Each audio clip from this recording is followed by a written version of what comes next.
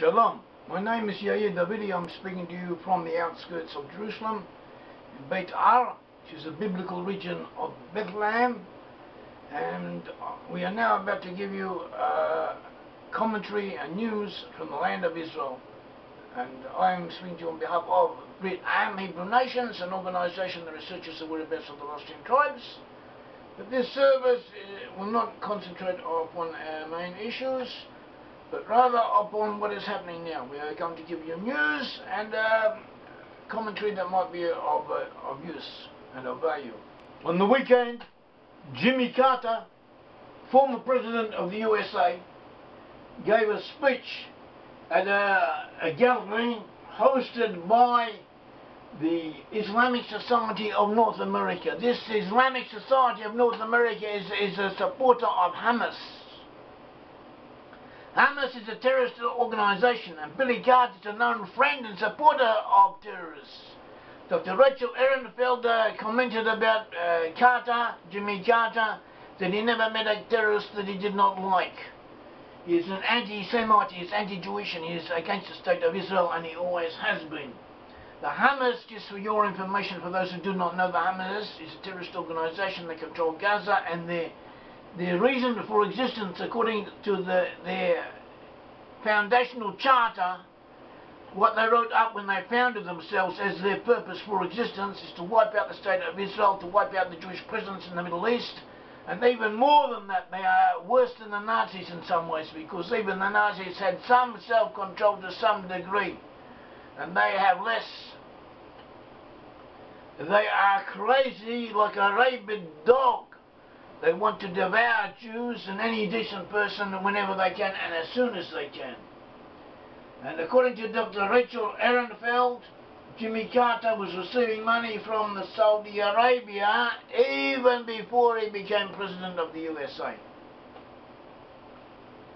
And all along he continued to do so. And his brother Billy Carter, the beer-drinking lout, who also frequently came out with anti-Semitic and anti-Israelite statements, anti-Israeli statements. He was openly receiving money from Libya and from other Arab nations in the millions. And it was known, it was publicised at the time. Jimmy Carter at the time was president. He tried to disassociate himself with Billy, but it didn't work.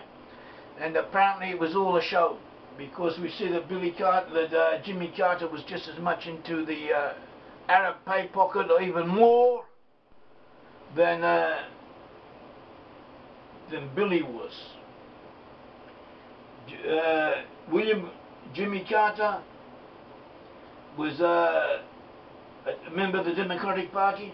He served as the 39th President of the United States, 1977 to 1981.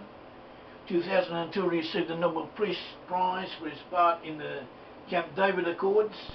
Camp David Accords that in effect gave the Palestinian Arabs in the land of Israel, at least in principle, the right to set up their own independent entities with arms, with guns, and they got it. They did get some autonomy, and they did have weapons, and they used those weapons to kill Jews with.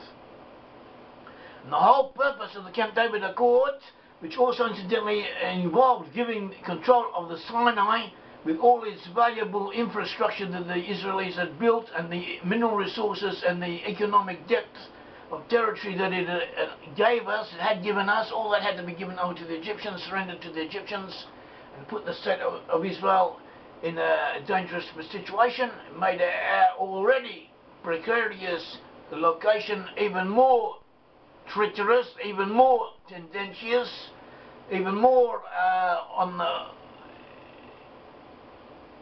in the balance, as if to say. Carter did all that. Carter was an enemy of the Jewish people and an enemy of the USA. He also surrendered control of the Panama Canal. It belonged to the USA, he gave it over to someone else. Now I understand that the Chinese have control of it.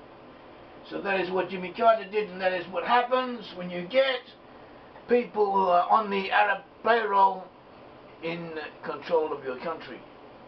British MP George Galloway, who is a known supporter of the Hamas organisation, he often comes out with statements against Israel condemning Israel.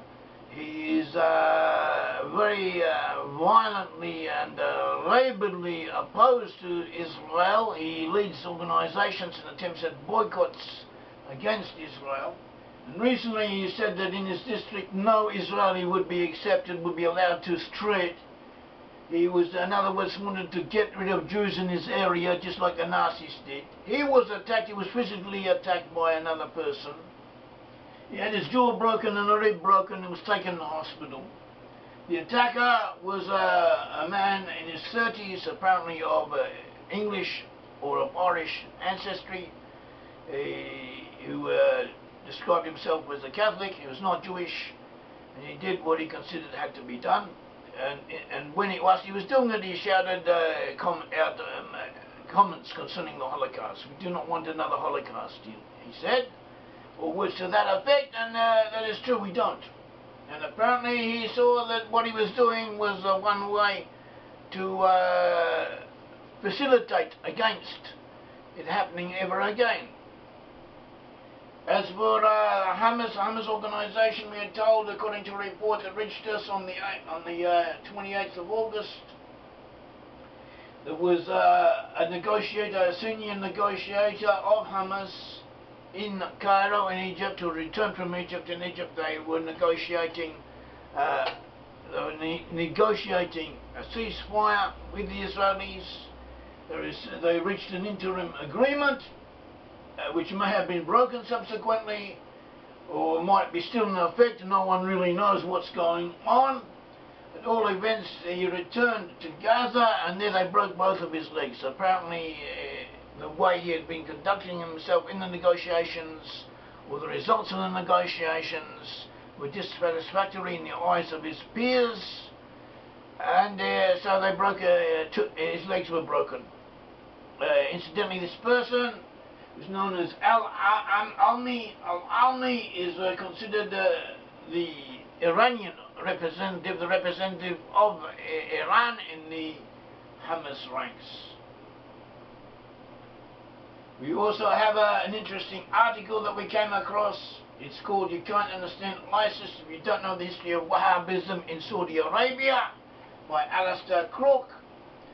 And he discusses the coming of Daesh, this new ISIS, or whatever they call themselves, this new Islamic State in northern Syria, which is going around cutting off people's heads and forcing people to become Muslims, or killing them, and taking women and raping them, or selling them into slavery, and doing all kinds of things like that that Muslims have been notorious for always doing.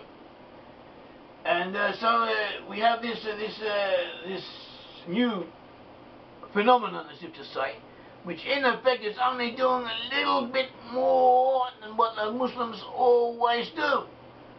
You can even ask, what's all the fuss about? That's what the Muslims are doing from beginning to end. Every year they do it to hundreds of thousands of people. Suddenly one small group comes along and starts doing with a little bit more publicity, a little bit more flair, one could say, and the whole world is shocked. But it doesn't matter, better late than never, better something than nothing.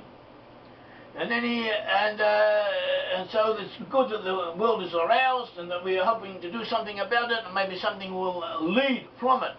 We note that the sources of the foreign parties providing help to the Kurds and to the Iraqis against ISIS in the northern Syria and in Iraq, they are the British, the Australians, the Americans and the French. And so this is significant because we consider these people to have ancestral connections to the Jewish people, as we have shown on our website and in other talks of ours. At all events, this article by Alistair Crook, he describes the rise of Saudi Arabia. There was once in Saudi Arabia in the 1700s, there was a Muslim fanatic who came along, and he began to say that Islam has to purify itself. He was against certain types of minaret of the towers that they were praying with, and he had all kinds of ideas. It's puritanical, one could say. It was against modernization. and he was a fanatical, and he linked up with the Saudi family. The Saudi family used him, or they used each other. They began to attack other Arabs, other Arab tribes, and bit by bit, sometimes with reverses, but always keeping with resilience, coming back with more. They managed to get control of the whole of the Arabian Peninsula. And this is what has been motivating them from the very beginning. This urge to spread a fanatical type of Islam throughout the world. And they used their money to spread it. They paid for people to preach. They paid for an extreme form of Islam to be propagated. They set up Al-Qaeda. They set up fanatical Islamic organizations throughout the world, especially throughout the Islamic world. And ISIS is just a new expression of this whole process that the Saudis enabled. The Saudis were pushing all the time. Now it may be that the rulers of Saudi Arabia are a little bit hesitant, would like to see ISIS taken away. Maybe they think ISIS is going too far. ISIS is spoiling the whole show, as if to say. But the main problem, as far as they're concerned, with ISIS is that it might be going too fast, too soon. They're not against the ultimate aim that ISIS has or their methods. So that should be remembered. The Saudis are as bad as ISIS. They're just a little bit more rational in the way they deal with the matter.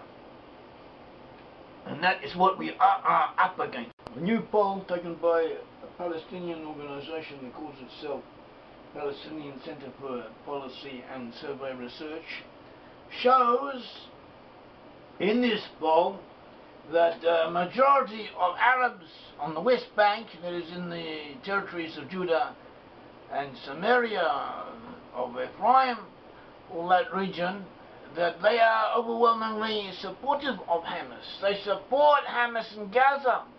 They support Hamas even more than previously. In the past they have done so. In the past they would have preferred Hamas to have been in control. They in effect did all vote in democratic elections. They voted for that Hamas should be their rulers.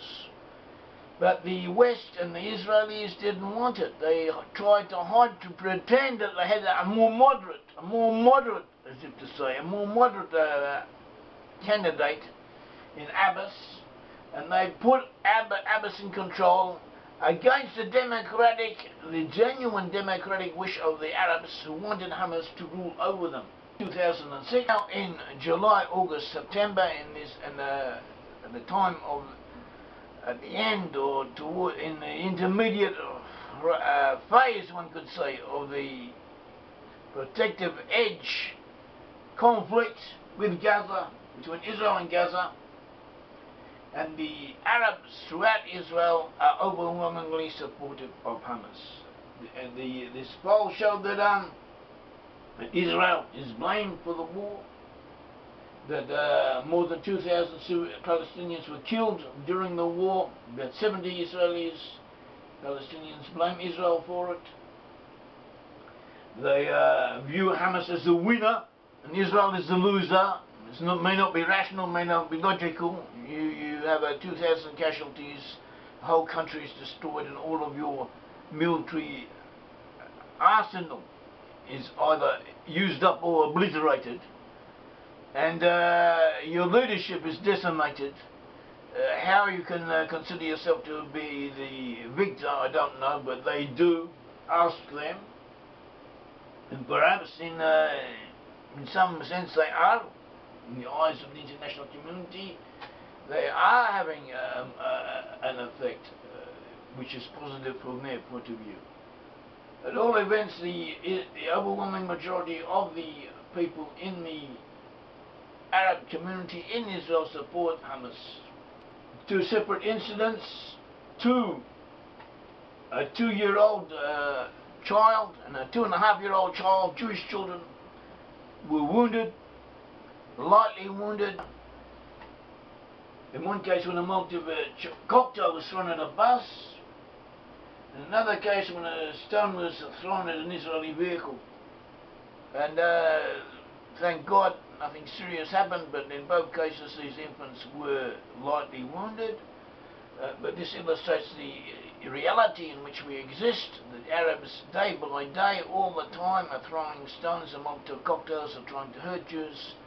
Sometimes they succeed. Only when something serious happens, someone is killed, God forbid, someone is seriously injured, only then does the media pay attention to it, otherwise it is ignored. But you have to realize that the Jewish community continues to live under these experiences, and it builds up, it has an effect. It is a contributory cause to inattention. Jews often live in fear, especially those who have to travel through Arab areas or in close proximity to Arabs. I live just out on the edge of the township in which I live, in Hussein, an Arab village. A Jewish contractor entered the village, which he was used to do in order to buy supplies, and he was attacked, and checks were stolen from him, and he was beaten up, and he was lucky to escape with his life. So this is one out of many incidences. This is one out of many incidents. I don't believe, as far as I know, it's not reported by the press. This is the type of thing that goes on all the time. Girls are molested, men are insulted, humiliated, and have projectiles thrown at them, or physical violence occasioned to them. And this is what the Arabs do, this is what the Arabs are, this is what we live with. And someone from afar should realize this, that it is not all black and white, and that the Israelis are the victims according to all fair standards of judgment, and Israelis should be here. The Israelis live in the land is theirs according to the Bible. The Bible is the foundation of Western civilization. Anyone who believes in fairness, who believes in the goodness of mankind, in human progress, should realize that this emanates from the Bible. And the Bible, the God of the Bible wants the Jews to be here and to rule the country, to be the dominant force in this land. And this is what we have to take to heart. France and Saudi Arabia have just signed a deal to supply Lebanon with arms. Lebanon is at present dominated demographically by a large number, more than 2 million refugees from Syria, Sunnis. Sunnis are now the majority force in Lebanon, and France and Saudi Arabia arming them. France has always had a traditional interest in Lebanon. France at one stage ruled over Lebanon. And Saudi Arabia is interested in having some type of a buffer against ISIS, which is already beginning to penetrate Lebanon. Saudi doesn't want ISIS or similar groups to take Lebanon over. Also, Saudi has some trepidation as to what will happen when and if Syria under Assad collapses.